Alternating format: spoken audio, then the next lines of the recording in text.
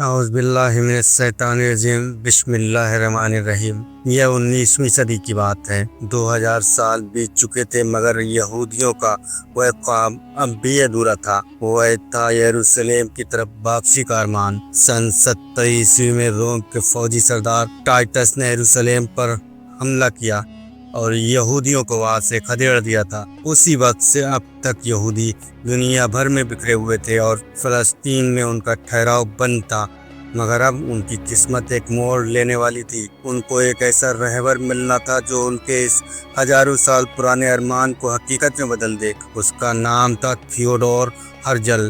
آج کی اس ویڈیو کا مقصد ان سازشوں کی کہانی بتانا جن کے ذریعے انہوں نے اسرائیل کی سنرچنا کی اور پھر پوری دنیا پر اثر جما دیا۔ تھیوڈور ہرزل ایک یہودی پترکار، وکیل اور لیکھک تھا۔ وہ 1860 میں ہنگری میں پیدا ہوا۔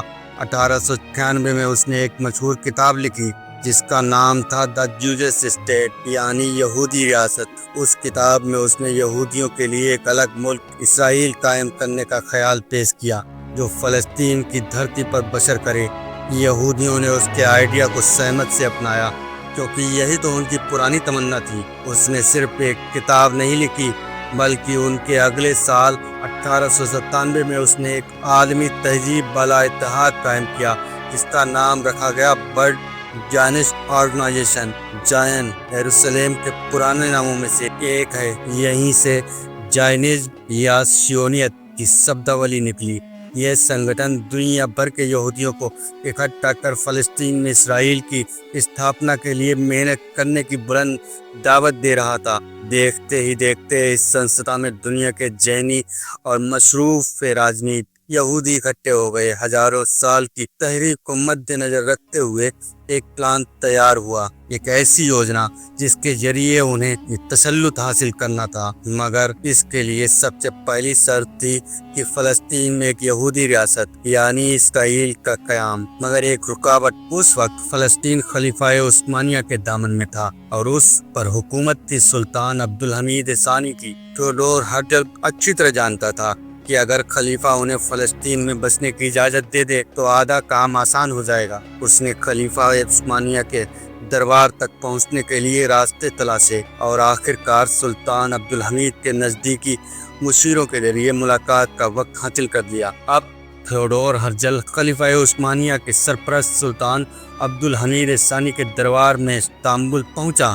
اس نے سلطان کو پیشکش کی کہ ہم یہودی فلسطین میں آباد ہونا چاہتے ہیں۔ اگر آپ ہمیں اس کی اجازت دیں تو ہم عثمانی خلافت کا سارا قرض چکا دیں گے اور خلافت کو اربوں ڈالر مہیا کروا دیں گے۔ اس وقت خلافت عثمانیہ قرضوں میں ڈوبی ہوئی تھی اور انہیں پیسے کی سخت ضرورت تھی، مگر سلطان عبدالحمید ثانی یہ سن کر غصے سے بھر گئے اور تاریخی الفاظ میں فرمایا، میں فلسطین کا 1 انچ بھی نہیں بیچ سکتا۔ فلسطین میری نظامی ملکیت نہیں ہے، یہ تمام مسلمانوں کی زمین ہے۔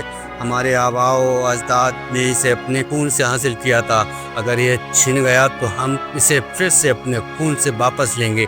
جب سلطان عثمانیہ نے تھیوڈور ہرزل کی پیشکش کو ٹھکرا دیا تو یہودیوں کو اطلاع ہو گئی کہ خلیفہ عثمانیہ کے رہتے فلسطین میں اسرائیل قائم ہونا ممکن نہیں۔ اس لیے انہوں نے ایک نئی سیاسی چال چلنا شروع کی۔ اگر ہم خلافت عثمانیہ کو ختم کر دیں تو فلسطین بھی آزاد ہو جائے گا اور اسرائیل کا راستہ صاف ہو جائے گا۔ 1914 میں ورلڈ وار 1 بھڑکی۔ دنیا ایک بڑے بڑے گٹھ بندھنوں میں بٹ چکی تھی۔ ایک طرف برطانیہ، فرانس، روس اور بعد میں امریکہ، دوسری طرف جرمنی، آسٹریا اور سلطنت عثمانیہ۔ یہ جنگ 1914 سے 1918 تک چلتی رہی۔ جنگ کے شروع میں یہودیوں نے محسوس کر لیا کہ سلطنت عثمانیہ کمزور پڑ چکی ہے، جبکہ ان کے مقابلے میں برطانیہ اور اس کے اتحادیوں کی طاقت بہت زیادہ تھی۔ اس لیے انہوں نے اپنے مقصد کو انجام تک پہنچانے کے لیے ایک بڑی سیاسی چال چلی۔ یہودیوں نے برطانیہ سے کہا، اگر آپ ہمیں فلسطین میں ایک قومی وطن بسانے میں مدد کریں تو ہم دنیا بھر کے یہودیوں کا پورا ساتھ آپ کو دے دیں گے۔ برطانیہ کو یہودیوں کی وتیہ، سیاسی اور میڈیائی طاقت کی ضرورت تھی، اس لیے انہوں نے یہودیوں کی پیشکش کو مان لیا۔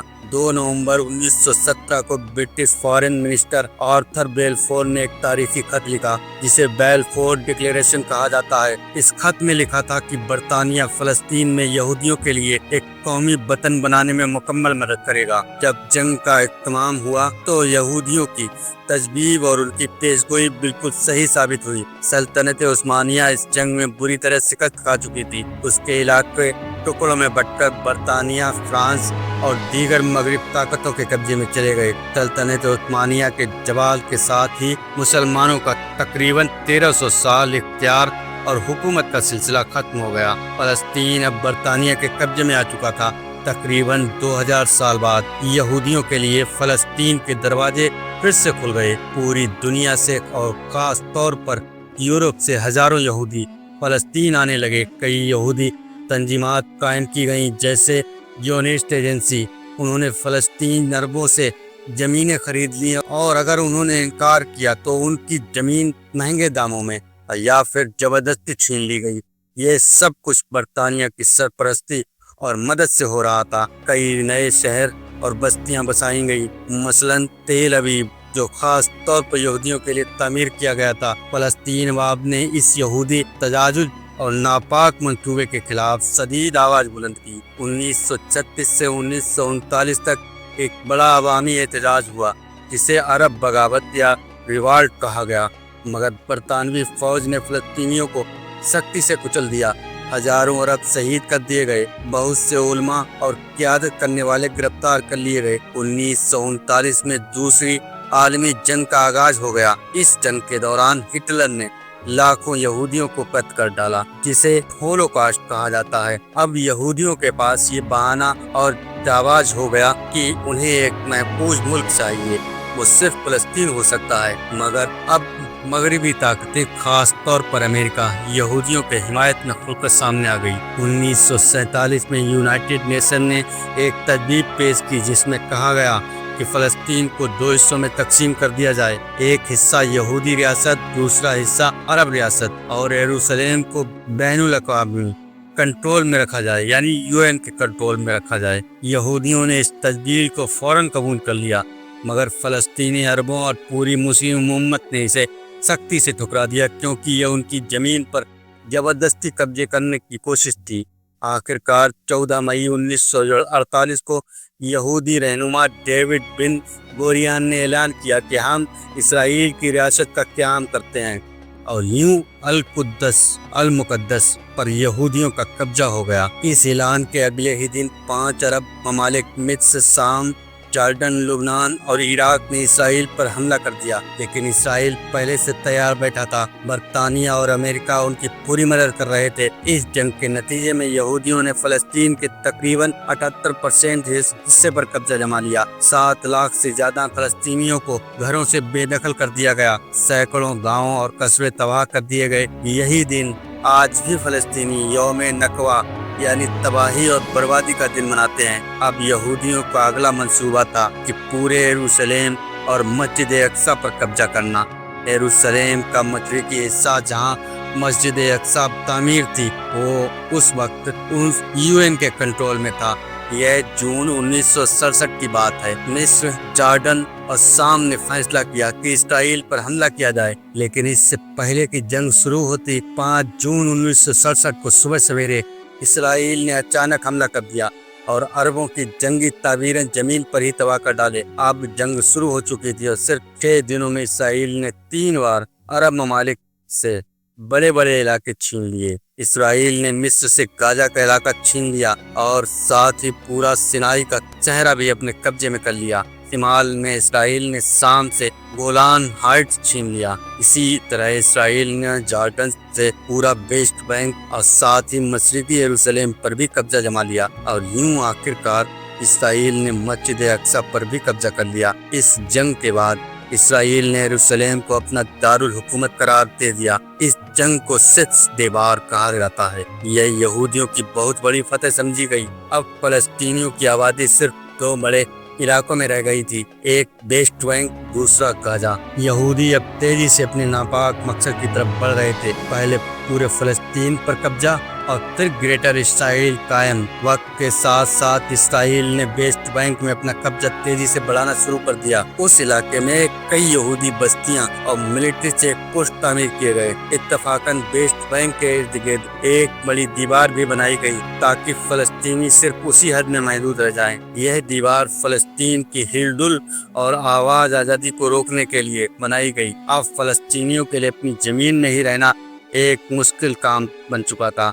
अब सिर्फ गाजा का इलाका बाकी बचा था, जहां अभी भी इसराइल को मुजाहिदों की सख्त मुजाहिदात का सामना करना था, और यह मुजाहिदात भी हमास की तरफ से।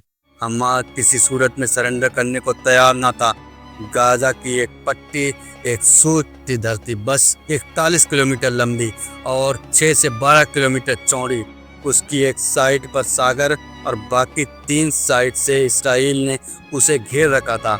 इसराइल ने गाजा का मुकम्मल माशरा कर रखा था। उसकी मर्जी के बिना न खुराक भीतर पहुंच सकती थी, न दवाइयाँ, न बिजली, न पेट्रोल, और न ही इलाज के लिए मरीज बाहर जा सकता था।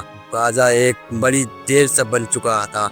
यहूदी लंबे अरसे से उसे उस मौके की तलाश में थे कि किसी तरह गाजा पर एक बड़ा हमला किया जाए और हमास को हमेशा के लिए खत्म कर दिया जाए। मगर दुनिया के सामने इस हमले को ढकने और जायज ठहराने के लिए एक बहाना चाहिए था, किसी ऐसे वाक़े का जिसको बहाना बनाया जा सके। आखिरकार वह दिन आ ही गया, 7 अक्टूबर 2023 को, जब हमास ने इसराइल पर हैरानगार हमला किया। जैसे ही हमला हुआ, इसराइल तो इसी ताक में था, उसने फौरन उसे दहशतगर्दी की संज्ञा दे दी और पूरी दुनिया की हमदर्दी अपने साथ जोड़ ली, और तुरंत ही गाजा पर अपनी तारीख की सबसे बड़ी सर्जिकल और बमबारी की लहर शुरू कर दी। फिजा, जमीन और समंदर, हर तरफ से बमबारी हुई। मकानों, मदरसों, स्कूलों और अस्पतालों पर भी हमले किए गए। हजारों मासूम बच्चों और महिलाओं, औरतों और बूढ़ों को मौत के घाट उतार दिया गया। यह इसराइली कार्रवाई कोई बेवकूफ़ाना रिएक्शन नहीं थी, बल्कि एक सोची समझी सियासी और फौजी साजिश थी, जिसकी तदबीर करीब 20-30 सालों से चल रही थी। उनका मकसद हमेशा से इस एरिया से मुसलमानों की मौजूदगी और जज्बाती और मजबूती को कम करना रहा था। यहूदियों को अब अपने इर्द गिर्द किसी अरब रियासत से कोई असरदार खतरा महसूस नहीं होता था। उन्हें मालूम था कि बड़ी सीर अब अरब दुनिया ऐसो आराम में गिरी हुई है। कई अरब ममालिक फ़लस्तीन की खातिर लड़ने का जज्बा खो चुके हैं, बल्कि बहुत से अरब मुल्क तो खुलकर इसराइल से ताल्लुकात और सियासतदारी कायम कर चुके हैं। मुस्लिम उम्मत ने यदि कोई मुल्क असल में एटमी ताकत रखता था तो वो था पाकिस्तान, मगर इसराइल और उसके इत्तेहादियों को ये अंदेशा था कि पाकिस्तानी हुक्मरान पूरी तरह उनकी मुट्ठी में हैं, क्योंकि उनकी मुट्ठी में अमेरिका और अमेरिका की मुट्ठी में पाकिस्तान। उनमें इतनी हिम्मत और जुर्रत नहीं कि वह उनके खिलाफ कोई बड़ा कदम उठा सके। इसलिए इसराइल के लिए असल खतरा सिर्फ एक ही मुल्क बचा, और वह था ईरान। ईरान जो हमास को राजनीतिक, आर्थिक और सैन्य मदद दे रहा था, लेबनान में हिजबुल्लाह को भी हथियार मुहैया करा रहा था, और सीरिया में भी कई इसराइल मुखालिफ ग्रोहों को सहयोग दे रहा था। ये तमाम तवाजुन खिज ग्रोह ग्रेटर इसराइल के रास्ते की आखिरी रुकावट थे। इसराइल और उसके इत्तेहादियों ने अपने मंसूबे के मुताबिक सबसे पहले गाजा में हमास पर शदीद बमबारी की। लेबनान में हिजबुल्लाह के ठिकानों को निशाना बनाया गया और उनके कुछ कायले रहबरों को मार गिराया, और शाम में अपने इंतजामात स्थापित किए। इन सब का असल मकसद था कि ईरान के बाजू काट दिए जाएं, ताकि उसे तनहा कर दिया जाए। जब वे इस मकसद में किसी हद तक कामयाब हुए तो अगली कड़ी आई ईरान पर सीधे हमले की तख्तीफ। और फिर 13 जून 2025 को, जैसा कि आपने देखा, इसराइल ने ईरान पर एक बड़ा हमला किया। ईरान के आर्मी चीफ, कई जनरल्स, अहम साइंटिस्ट शहीद कर दिए, मगर ईरान ने खामोशी इख्तियार कतई नहीं की। उसने तुरंत ऐसा जबरदस्त और तेज तर्रार जवाब दिया कि दुनिया को अचंभे में डाल दिया। इसी लम्हे नबी अकरम सल्लल्लाहु अलैहि वसल्लम की वह वहानियत भरपूर पेशगोई दिल में आती है कि मस्तिष्क से कुछ लोग निकलेंगे जो इमाम मेहदी अलैहिस्सलाम की सल्तनत का रास्ता खिलाएंगे। तो क्या ये वही लोग हैं? क्या कि जिस वक्त इंसानियत में ये पेशगोई हुई थी वह वक्त अब आ चुका है? लेकिन इससे भी जरूरी सवाल ये है कि जो कुछ भी होने वाला है, क्या इसके लिए आप तैयार हैं? अपनी राय और सोच कमेंट्स में जाहिर कीजिए। उम्मीद है कि आपको ये वीडियो और इसमें दी गई जानकारी अच्छी लगी होगी। अगर आप जानना चाहते हैं कि यहूदी कौम का आगाज कैसे हुआ तो इस वीडियो के लिंक में हमें कमेंट करिए और हम आपके लिए इंशाअल्लाह इस वीडियो को भी लाएंगे। तो दोस्तों, ये हमारी वीडियो आप पसंद आई हो तो इसे अपने यार दोस्त रिश्तेदारों को शेयर करिए ताकि उन्हें भी जानकारी हासिल हो, क्योंकि अगर हम अपने दीन अपने इतिहास को जानेंगे नहीं तो खुद को पहचानेंगे कैसे। अल्लाह हाफिज दोस्तों।